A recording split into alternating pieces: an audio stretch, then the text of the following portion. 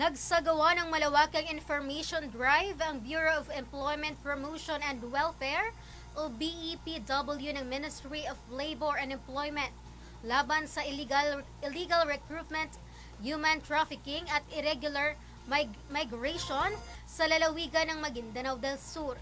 May balitang yan si Kabanderang Vermon Callis. Kabanderang Vermon, ibandera mo. Bandera Live Report. Nagsagawa ng malawakang information drive ang Bureau of Employment Promotion and Welfare o BEPW ng Ministry of Labor and Employment laban sa illegal recruitment, human trafficking at irregular migration sa lalawigan ng Maguindanao del Sur. Isinagawang aktibidad noong Pebrero 16 ng Training Center ng Sultan sa Barongis. Layunin ng campaign against illegal recruitment, trafficking in person and irregular migration o CARE team na palakasin ang kamalayan ng komunidad laban sa iba't ibang uri ng pananamatalan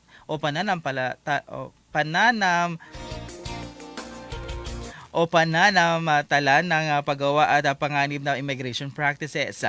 Pinangunahan ang aktibidad ng Employment Regulation Division ng MOLE BPW, katuwang ang MOLE Maguindanao Field Office at ang lokal na pamahalaan ng Sultan sa Barongis. Dumuli sa naturang programa ang mga opisyal ng munisipyo at barangay, mga youth leader at iba pang stakeholders.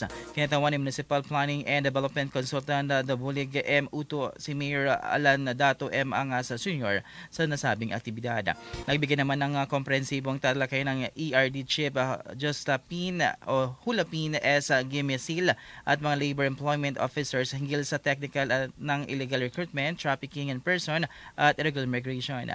Ayon sa MOLE, mahalaga ang ganitong mga programa upang mabigyan ng sapat na kamalayan ang mga residente at maiwasan ang paglaganap ng mga illegal na gawain na naglalagay sa panganib na maaring manggagawa. Ang Ministry of Labor and Employment sa pamuno ni Minister Muslimin Jisima ay patuloy na nagsusulong ng desenteng trabaho at tigas na oportunidad sa paggawa para sa mamamayan ng Bangsamoro. At yan ang balita mula ito sa 105.3 DXJ FM Radyo Bandera Cotabato. Nag-uulat Vermon Callis, basta balita, i-bandera mo. Bandera Live Report.